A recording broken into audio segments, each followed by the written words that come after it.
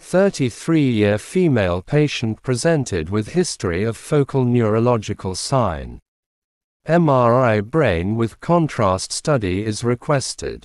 Positive findings are: there is a dural-based well-defined oval-shaped extra-axial solid mass lesion arising from the parafalcine region of the left frontal dural surface, associated with significant perilesional edema in both frontal lobes. Lesion is crossing midline, extending into contralateral parafalcine region of the right frontal dural surface. Lesion shows ISO signal intensity to cerebral cortex on T1 and T2 weighted MRI images. Post-contrast study shows avid homogeneous contrast enhancement. Lesion shows dural tail sign in the post-contrast study. Lesion abuts over the both frontal lobes and right optic nerve. It shows mass effect, causing effacement of the left lateral ventricle and frontal horn of the right lateral ventricle. Anterior cerebral and right middle cerebral arteries are displaced laterally.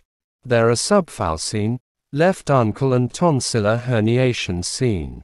Negative findings are: no similar lesion in the rest of the brain. No restricted diffusion. No abnormal susceptibility effects on SWI. Normal flow void in major intracranial arteries and dural venous sinuses. Visualized paranasal sinuses and orbits appear normal. Impression: parafalcine meningioma with significant mass effect causing right midline shift with subfalcine. Left uncal and tonsillar herniation. Lesion abuts over the both frontal lobes and right optic nerve, associated with significant perilesional edema in both frontal lobes.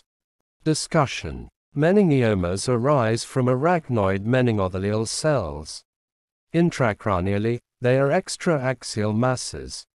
Hyperostosis in the underlying bones, dural tails, calcification and linear internal flow voids are also frequently observed in meningiomas. More specifically, the dural tail sign does not represent a specific finding, as it can also be present in some metastases, glial tumors and lymphomas. The latter are not typically associated with a dural tail to distinguish meningioma from schwannoma in the cerebellopontine angle. Peritumoral brain edema can develop when a meningioma becomes large. The common MRI signal intensity features comprise an ISO intensity to modest hypointensity T1 weighted sequence in comparison to gray matter and ISO intensity to slight hyperintensity on the T2 sequence. Following contrast administration, meningiomas traditionally present with avid, homogeneous enhancement with intermittent areas of central necrosis or calcification. Contrast can help to identify N-plaque meningiomas. Calcification is typically best demonstrated on a CT scan. On diffusion-weighted images as well, meningiomas can exhibit various intensities.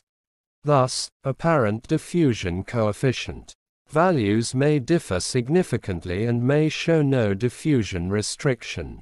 As compared to the brain tissue, meningiomas may lead to changes in bone, which include osteolysis and hyperostosis and are described in 20% of cases, with the latter being the most common and with the N-plaque form.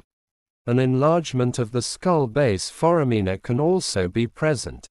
Imaging with a CT scan can achieve a good depiction of the changes in bone associated with meningiomas, which may be appreciated on an MRI as well. Hyperostosis is the benign bone development of the direct tumor attachment to the bone and reactive hypervascularity of the periosteum. In 59% of cases, it may be difficult to discriminate against the hyperostosis of N-plaque from the primary intraosseous meningioma, which is osteoblastic and may be associated with underlying homogeneous dural enhancement. The majority of tumors may be identified due to their effects, displacement and edema on the adjacent brain. Diagnostic issues arise when the meningiomas are small and have a minimal mass effect and minimal or no edema. In these cases, careful attention is required to identify the subtle anatomic distortion and to proceed to intravenous contrast administration, which is the key to correct diagnosis.